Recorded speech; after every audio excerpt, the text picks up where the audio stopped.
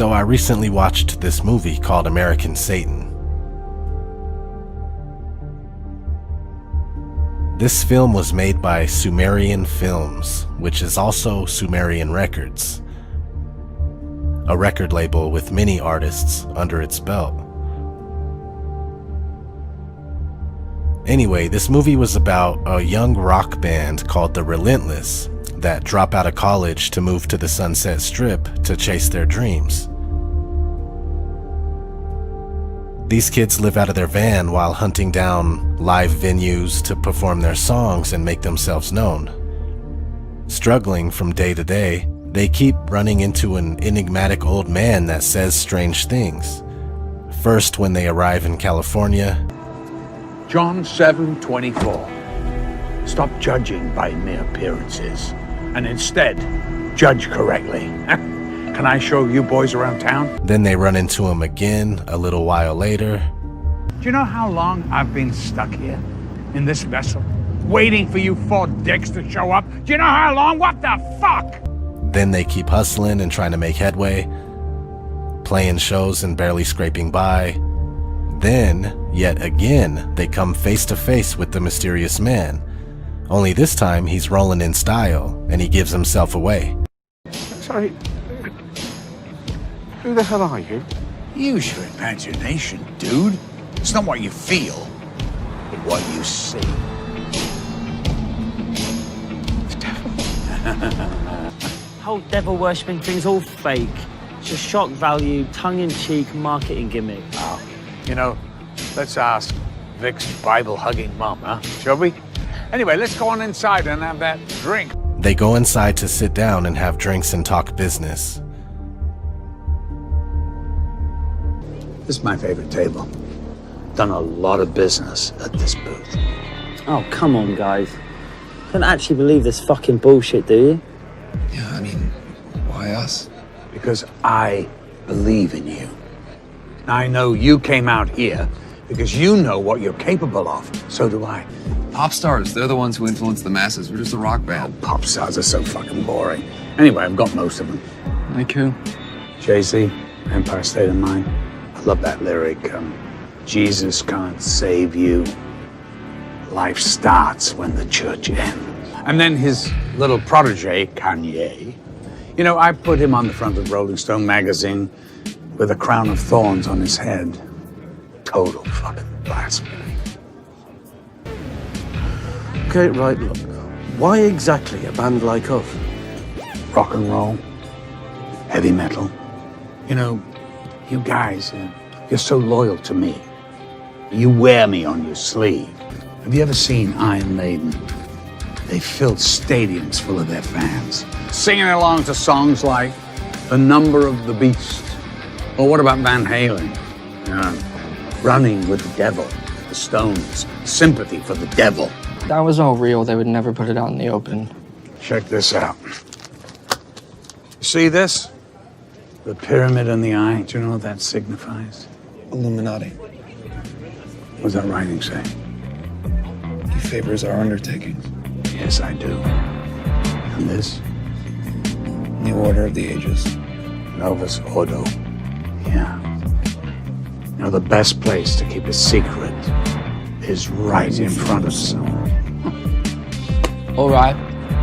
Fine. I'm a believer. Are you speaking for everybody? All right, I'll take one. We perform a ritual ceremony. And then I will make you international icons. What's the ritual? Something very simple. Human sacrifice. Oh, come on. No fucking way. Needless to say, they agree to the ritual sacrifice and boom!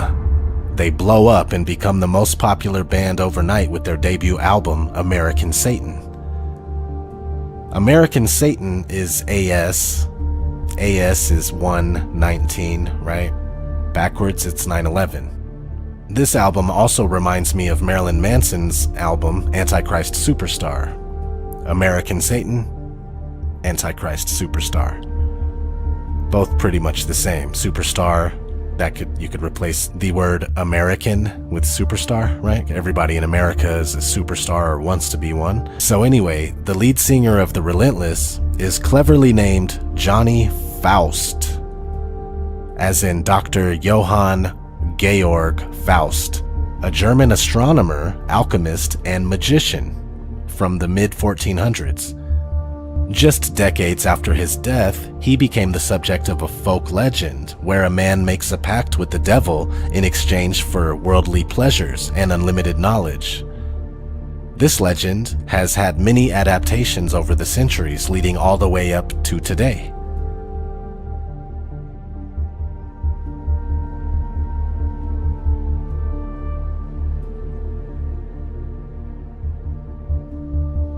In fact, there is a 1994 Faust movie by Jan Zvankmajer. On the cover for the movie, the Faust character is using his hand to cover up one of his eyes. Very interesting, right? Being that we constantly see this among famous people, Hollywood icons.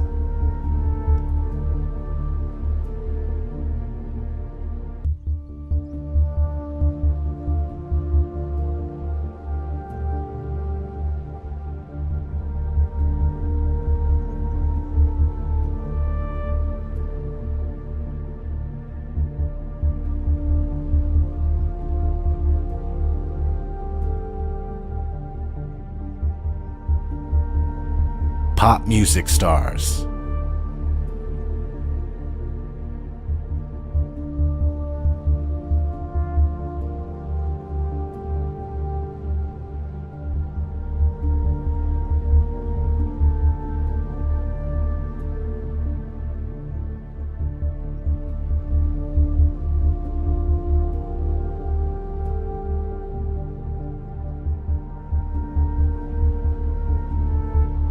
Movie covers, album covers,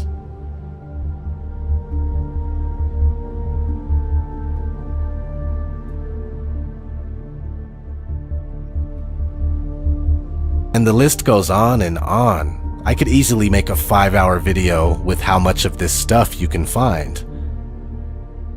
I'll admit it sounds funny, and it seems completely ridiculous and unreal, but it's exactly like the man said on American Satan. The best place to keep a secret is right in front of someone.